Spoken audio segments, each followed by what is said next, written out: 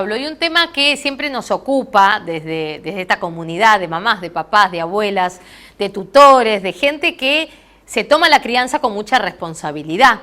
¿Qué pasa cuando los niños, ya desde pequeños, son niños influencers, ¿no? Se le puede decir así, niños influencers. Tomados por la tecnología. Tomados por la tecnología, que hasta tienen sus propios portales, que hasta tienen hasta su propia página o su Instagram, ¿no? Que muchas veces vienen porque el papá es famoso, porque la mamá es famosa, o porque encuentran una beta de muy niño y ya el papá o la mamá lo instala en un perfil de un Instagram. A ver, ¿cuáles son esos peligros? ¿Hay peligros de una exposición tan precoz de un niño que por ahí tiene 3, 4 años y recién empieza a comunicarse con el mundo, a interactuar, a tener esta relación con sus pares y de repente tener tantos seguidores, que todo el mundo esté mirando los videos que uno va subiendo? Para eso va a estar conversando con nosotros desde Argentina Daniela de Lucía. Ella es coach y justamente se especializa en estos temas y queremos preguntarle básicamente sobre el tema de los niños influencers. Hola Daniela, bienvenida a Mamá Felices, ¿cómo estás? Hola, ¿cómo estás, Andrea? Un gusto estar acá conversando con ustedes. Un placer. Hablamos de niños influencer. ¿Está bien? ¿Está mal que sea de tan niño? ¿Repercute un poco en la crianza y en la educación de ese niño que se va desarrollando con 3 o 4 añitos de vida? Esto, Andy, tiene que ver con un poco que los padres sepamos poner el límite necesario para el bienestar de ese niño. Porque el niño puede ser influencer, puede ser famoso, puede hacer uso de la tablet o de cualquier dispositivo e interactuar con la tecnología, tenga exposición o no.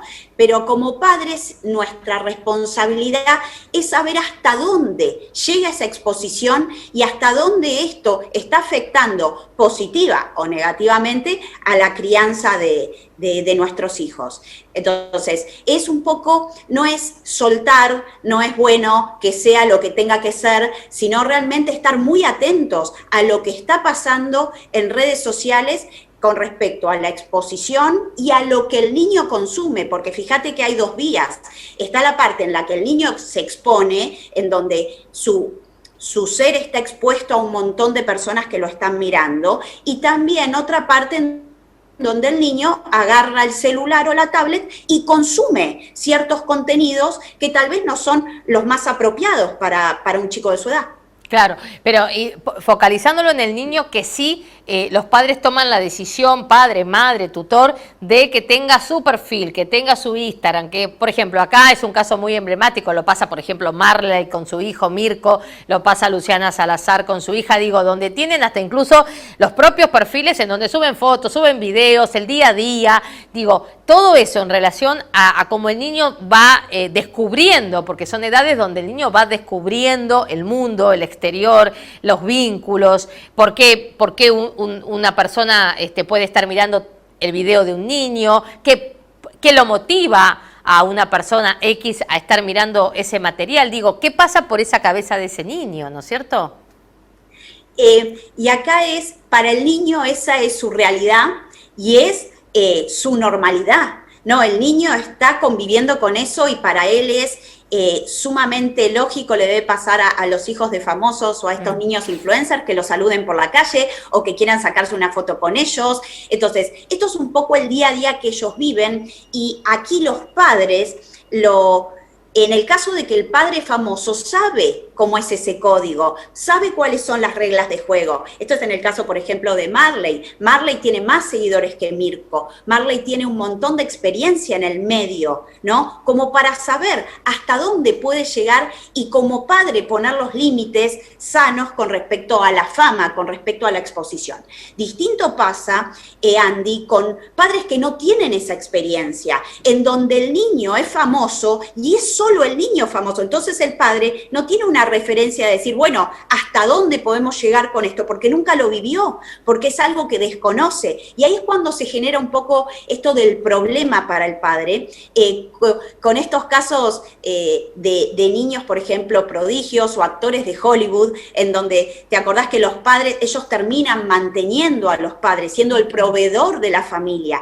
Y se cambia el orden natural de las cosas, en donde el padre es el proveedor, el padre es el que sabe cómo manejarse ciertos ámbitos y pasa a ser el niño el que es el proveedor del hogar, pasa a ser el niño el que en algún punto está inserto en un mundo en los cuales los padres desconocen las reglas de juego. Entonces acá creo que como padres es importante saber cuáles son los códigos y cuáles son los límites y tenerlos claros para poder guiar al niño en ese camino. Y que el niño tenga más vinculación con un celular o con su propio perfil de Instagram, que por ahí con un compañerito que tomen una tarde de juego. ¿Cómo evaluamos eso, no? Porque por un lado están los psicólogos que dicen, no, menos tecnología, más vínculos. ¿Por qué? Porque los niños son chiquitos y se tienen que empezar a vincular. El aparato, la tecnología, lo que te hace mucho es estar en esa soledad de vínculos. ¿Cuál es tu mirada con respecto a eso?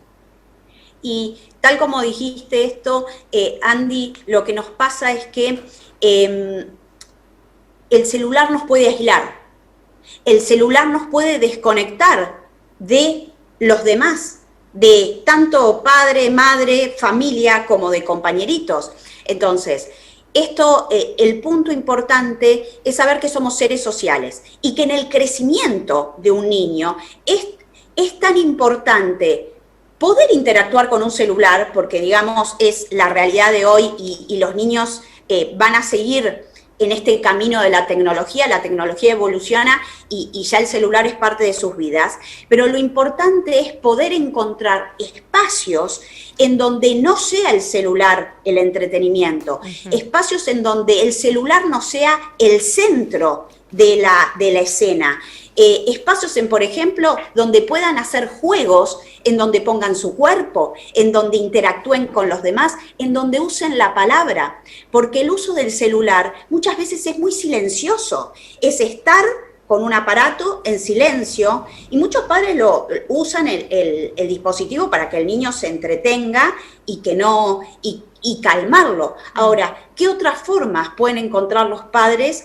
para, a partir del uso de la palabra y de la interacción, poder generar momentos de entretenimiento para el niño? Y una vez más, esto es el desafío de los padres, no del niño, porque para el niño lo más fácil es agarrar el celular y ponerse con estos colores brillantes y la luz que te despierta la atracción del celular. Ahora, ¿cómo los padres logran generar espacios que compitan con eso? Perfecto. No es todo un desafío. Pablo. Daniela, entonces es clave la supervisión constante de parte de los padres hacia los niños cuando ellos tienen algún tipo de vínculo ya extremo a nivel de convertirse. Yo en mi entorno tengo un caso de que desde afuera se ve preocupante, ¿no? Porque es gran parte del día el niño conectado con su celular. Es clave la supervisión del padre, aún tratándose de niños emperadores, como decía una colega tuya la semana pasada acá en Mamás Felices, ¿no? El niño que le impone una rutina o una modalidad a sus padres. Y sí, definitivamente es necesario que, me gustó mucho el término niño emperador, ¿no? Entonces, el niño emperador necesita tener un padre súper emperador, ¿no? Un padre que pueda estar justamente en una jerarquía mayor, ¿sí? Hablamos de jerarquía, en un lugar en donde pueda poner el límite. O sea, el límite es sano, el límite es contención. No estamos hablando de un límite de castigo, te saco el celular porque te portaste mal. No, ese tipo de límite no funciona. Esto es un límite de cuidado, un límite que le podemos poner la palabra control y suena como un poco feo, ¿viste? Controlar lo que mira. En definitiva es cuidar lo que mira, claro. Porque en ese consumo, en esa exposición del otro lado puede haber riesgos. Y la responsabilidad de los padres es cuidar al niño, porque el niño desconoce el mundo exterior. Por más que conozca los códigos de lo que es las redes sociales y la tecnología, desconoce cosas por el hecho de ser niño, por la falta de experiencia, por la inocencia también que tiene un niño. Por lo cual ahí sí es importante que los padres se pongan en un rol de protagonistas en esta situación y no de víctimas o de que el niño sabe lo que hace. Sí, sabe lo que hace en tecnología, pero también el padre o la madre son padres o madres para guiarlo. El otro día una especialista en neurociencia infantil, la señora Karina Castro Fúmero, ella tiene una filosofía muy particular en relación a cuánto tiempo el niño tiene que estar con la tablet o con el celular por día. y dice que por día no podría estar más de 1 hora quizás un niño frente a una tablet o a un celular jugando. Sabemos que en la práctica es casi imposible. Eso no sucede, porque aparte en donde uno da un teléfono y dice, bueno, 10, 15 minutos, sabemos que esos 10, 15 minutos es 1 hora, 2 o 3, y después, bueno, se arma estos grandes situaciones en donde ya el niño empieza a tener ese mundo aparte dentro de la casa, que juega ya o interactúa por teléfono con otro niño, y bueno, y lo que ya conocemos de este fenómeno de la tecnología. Vos compartís que es importante la cantidad de tiempo por día que se le dé al aparato tecnológico, o si bien, como vos decís, es importante que el padre ponga ese límite, pero bueno, te reitero, muchas veces uno le dice, es hasta acá, y el tema no sucede.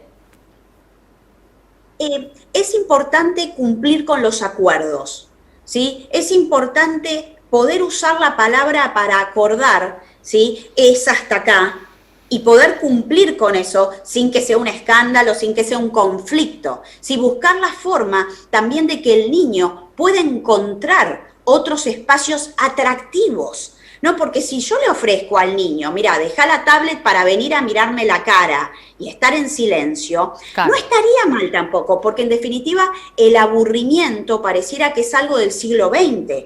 Nosotros nos aburríamos. Sí, yo no sé vos, Andy, pero yo en mi casa el aburrimiento existía.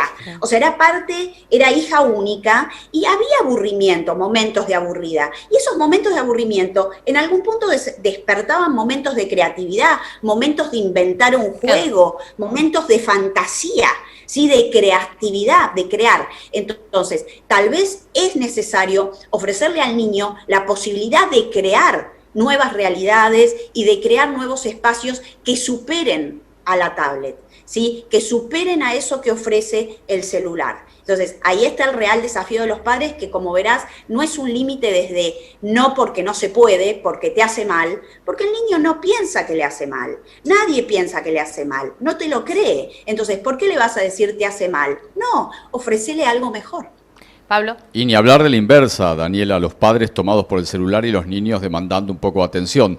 Yo te quería preguntar respecto a vos, desde tu visión profesional, ¿a qué atribuís esta avanzada de cierta corriente de el no límite?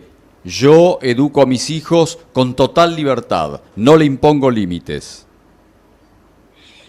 Bien, creo que hay una corriente y necesitamos interpretar esa corriente del no límite, que tal vez ya la palabra límite tiene mala fama y tiene que ver con poder establecer una red de contención, ¿sí? Entonces, quizás no es poner límite, pero sí que seamos red, que sepamos hasta dónde se puede llegar y hasta dónde no, y que claramente cuando el niño es emperador, me encantó ese término, empiezan a generarse problemas, ¿sí? Empiezan a generarse problemas y conflictos, porque el niño cree que puede tomar decisiones que en realidad no puede tomar, y que no puede tomar porque le generan un riesgo, porque le pueden generar un malestar en su vida, un problema. Entonces, en esto de los no límites, creo que tiene que ver con saber que el niño tiene voz y voto, porque los niños hablan, los niños tienen ideas propias, los niños quieren, los niños tienen mucha información hoy. Hoy mucha información más de la que teníamos nosotros. Hoy el niño abre el celular y tiene información de todo. Hoy un niño, antes a nosotros en el siglo XX nos decían, ¿a qué le tenés miedo? Al cuco. Hoy un niño te puede decir, le tengo miedo al cambio climático, con 5 años. Tengo miedo que el planeta desaparezca. Y estas cosas, ¿de dónde vienen? De la información que el niño consume. Entonces, fíjense que un niño tenga exceso de información acerca de lo que pasa en el mundo, que hay una guerra, que sucede esto y que sucede lo otro, le pueden generar miedos que él no puede gestionar. Claro. Entonces, ahí es cuando somos red y es una red de contención, y ahí es cuando el límite pasa a ser un límite sano y bueno, no un límite de castigo. Claro. Voy a poner un ejemplo personal porque está bueno, ¿no? Porque es importante uno también tiene equivocaciones y la crianza también es el día a día, ¿no? Y uno, si tuviera el librito de cómo criar a los hijos, sería todo muy fácil. Te iba a pedir que lo recuerde, justo el ejemplo que diste la semana pasada. No existe. No sé, yo iba a contar uno nuevo. Contalo, ¿cuál? Decime cuál. No, que me pareció interesante en este contexto ¿Cuál? de lo que está planteando la ¿Pero cuál? especialista. Recordámelo, ¿cuál? Ahí voy, Andrea. Cuando dijiste que había llegado Joaco y él con su mejor voluntad te había dicho, mamá, vienen los chicos a casa. Bueno, sí, iba a contar otro. La semana pasada mi hijo sale del jardín y me dice, mamá, mirá que viene Gino a casa ahora. Le digo, no, pero ahora no, le digo, si ahora tengo que ir a una reunión con vos, me tenés que acompañar, yo tenía la tarde organizada, le digo, y entonces el nene se pone a llorar. Porque claro, mi hijo le había dicho durante las 2, 3 horas de jardín, 4, que iban a estar juntos en mi casa, que mi mamá no tenía problema, que sí, venía a casa. Y bueno, cuando aparecen los dos de la manito y la mamá del otro nene, le digo, mirá, la verdad, no, pero realmente, porque si no hubiera hecho lo imposible para llevármelo, era como que estaba todo armado. De la fantasía de mi hijo. Y la verdad me quedé súper mal porque el nene me miró con mucha bronca, ese nene, porque no me lo llevé a mi casa. Y le dije, mira, te prometo que mañana no, pero pasado mañana lo organizamos y te venís a casa y tomás la merienda y estás. Pero el nene no lo digería y después le dije a mi hijo, ¿y vos por qué le dijiste? Si vos sabés que mamá muchas veces salimos del jardín y vamos a hacer distintas cosas, no vamos a casa, no es que del jardín salgo a mi casa, él lo sabe, lo ve, lo vive conmigo. Y bueno, pero pensé que estaba todo bien, me dijo, tiene 4 años mi hijo, pensé que estaba todo bien. Y claro, el otro nene se había requete entusiasmado y bueno, y después se enojó conmigo el nene, pero bueno, 2 días después el nene estuvo en mi casa pasando la tarde. Pero quería hacerte un poco relacionado a la tecnología, cuando yo te decía, nadie tiene el libro de cómo criar. Yo hago muchas noticias, tengo la televisión prendida con los noticieros muchas veces. Y claro, ya mi hijo no tiene 2 años que por ahí no presta tanta atención, ya tiene 4 para 5. Entonces, cuando a veces se me pasa a mí que tengo un noticiero y que Joaquín está sentado en la mesa y de repente ve el noticiero y se encuentra un choque, un caso de violación, no sé, lo que pasa en un noticiero, inmediatamente, claro, vos mirá como yo me distraigo en ese momento de no salir a cambiar la pantalla. Y él el otro día dice, mamá, estoy mirando las noticias. Me mató. Cuando miré la pantalla me di cuenta que estaba mirando un noticiero. Que para mí en mi casa tener un noticiero es lo más común del mundo porque vivo con las noticias de toda la vida. Entonces yo prendo un televisor y es directo un noticiero. No miro películas, no miro nada. Noticiero. Entonces, claro, se ve que lo prendí, lo dejé, me puse a hacer cosas, él se quedó, no cambió la tele y estaba así. En un momento me dice, mamá, estoy mirando las noticias. Y después me relató, mamá, ¿por qué el auto chocó? ¿Por qué el otro? Entonces, no, es un peligro, entre comillas, esa libertad de lo que te da la tecnología en nenes tan chiquitos, ¿no? Espectacular la anécdota y fíjate cómo en lo cotidiano con la tele sucede esto de la información. Imagínate, Andy, con un nene que tiene abierto el Instagram, en donde hay noticias, hay influencers, hay todo tipo de comunicación, todo tipo de información. Entonces, eso es, en la tele, uno dentro de todo, vos estás ahí en el ambiente y ves lo que está viendo, sí. Porque después estuviste vos para hablar del choque. Sí, claro, me quedé con una culpa tremenda, porque digo, ¿por qué dejé prendido? Es decir, pero claro, viste, uno cree que el nene por ahí, que él tiene el manejo del control, lo va a cambiar y va a poner YouTube, que es lo que siempre pone, y pone su dibujito, que ya sabemos lo que mira, y ya. Pero eso no pasó. Fue un momento que yo me fui a otro ambiente de la casa a hacer cosas, la tele estaba un poquito baja, no estaba muy alta, no escuchaba, y él mismo me dijo, mamá, estoy mirando las noticias, me mató. Me encanta, y fíjate que esto es para todos los que nos están viendo, ¿no? No es darnos con el látigo mental, porque como padres los niños van a estar expuestos a información, hay televisión. Ahora, fíjate vos, Andy, que eso lo pudiste conversar. Vos pudiste conversar acerca de la situación que le estaba viendo y lo charlaste, y él empezó a entender eso que pasaba.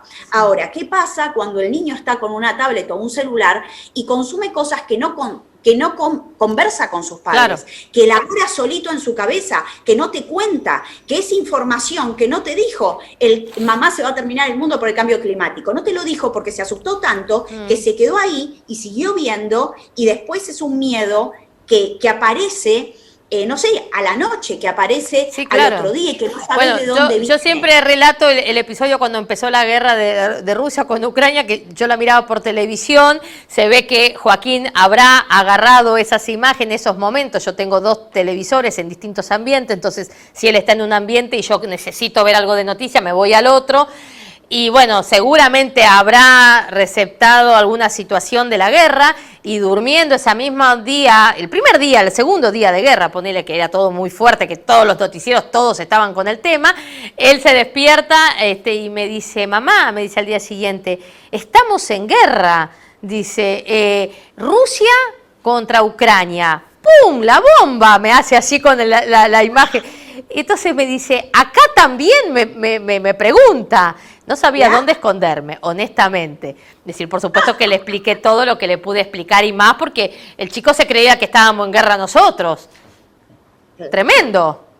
Tremendo. Y ahí, una vez más, la importancia de estar presentes como padres, ¿no? Porque hay niños que tal vez miran eso en televisión y se quedan con la duda de si estamos en guerra o no, porque quizás no encuentran al padre o a la madre disponibles para charlar, ¿sí? Porque es importante esta disponibilidad de estar listo para las preguntas acerca de la información que recibe el niño.